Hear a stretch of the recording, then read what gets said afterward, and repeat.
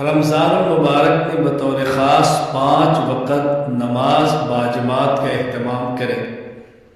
مرد حضرات مسجد میں جائیں، خواتین گھروں میں نماز پڑھیں اور اکیلے پڑھیں۔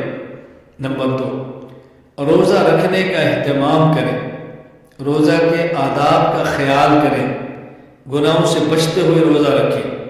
نمبر 3، نماز تراویح مرد حضرات باجماعت پڑھنے کا اہتمام کریں، خواتین گھر میں پڑھیں، اکیلے پڑھیں۔ ہاں، اگر گھر میں قرآن کریم کا اہتمام ہوتا ہو، تراویح پڑھائی جاتی ہو، خواتین بھی اس تراویح میں شرکت کرنا چاہیں تو کر سکتی ہیں، لیکن مساجد میں جانے کا خواتین اہتمام نہ کریں۔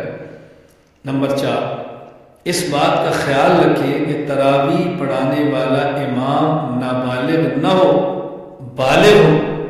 نمبر 5، ایسے شخص کے پیچھے تراویح پڑھے جو قرآن کریم کو زبانی پڑھتا ہو، قرآن میں دیکھ کر نہ پڑھتا ہو، جو دیکھ کر قرآن کریم کو تراویح پڑھاتا ہو، ایسے شخص کے پیچھے تراویح نہ پڑھے۔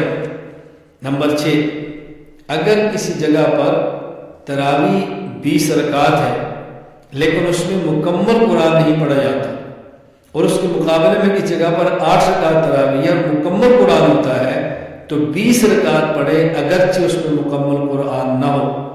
اس بات کا بہت زیادہ خیال رکھیں۔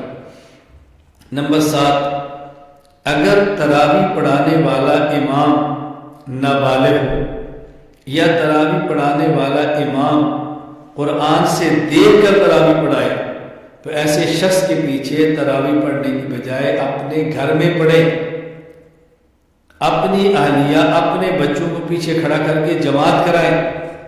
یہ بھی ممکن نہ ہو تو اکیلے پڑھے۔ نمبر 8، قرآن کریم کی تلاوت یومیہ 2 پارہ کریں، وگرنہ کم از کم 1 پارہ کو ضروری کریں۔ تراویح کا اہتمام اور پھر دن کو تلاوت کا اہتمام بہت زیادہ کریں۔ نمبر 9، نوافل کا اہتمام کریں، مثلا تہجد، اشراق، چاشت، اوابین، صلاۃ التسبیح، تحیۃ الوضو، تحیۃ المسجد، صلاۃ التوبہ، نوافل کا اہتمام کریں۔ نمبر 10، تلاوت کے علاوہ ذکر کا اہتمام کریں، درود شریف کا اہتمام کریں اور مسنون دعاؤں کا بہت زیادہ اہتمام کریں۔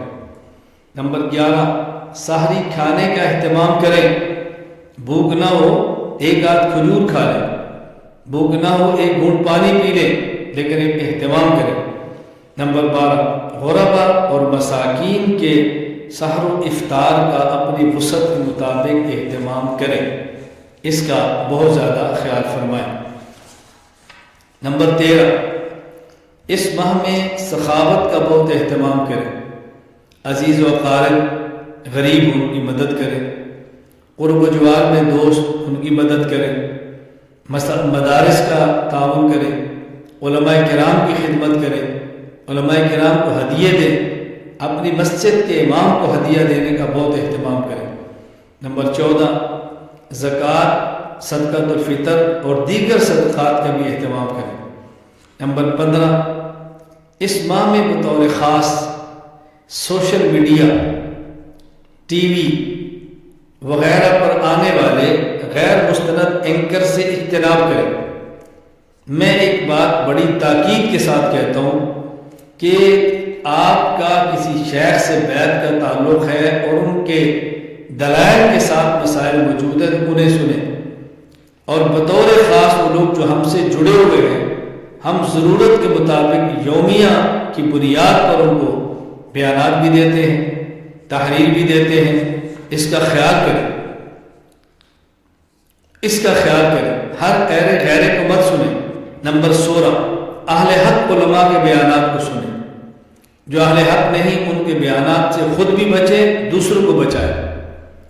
نمبر 17، آخری عشرہ میں اعتکاف بیٹھنے کی کوشش کریں، مرد حضرات مسجد میں اور خواتین اگر اعتکاف بیٹھنا چاہیں تو گھر میں، مساجد میں خواتین اعتکاف نہ بیٹھیں۔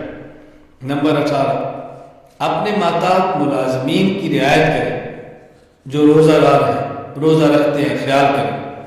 نمبر 19، تاجر برادری ان دنوں میں اشیاء کو کم نرخ پر بیچے، منافع کم کمائے، رمضان اور عید کی وجہ سے نرخ بڑھائے مت۔ نمبر 20، کوشش کی جائے کہ عید کے لیے اگر شاپنگ کرنی ہو، کپڑے لینے ہوں، جوتی لینی ہو تو رمضان مبارک میں خریداری کی بجائے رمضان کے شروع ہونے سے پہلے یہ کام مکمل کر لیں، تاکہ رمضان کے روزے میں خلل نہ ہو، تکلیف نہ ہو، مشقت نہ ہو۔ اس بات کا خیال فرمائیں۔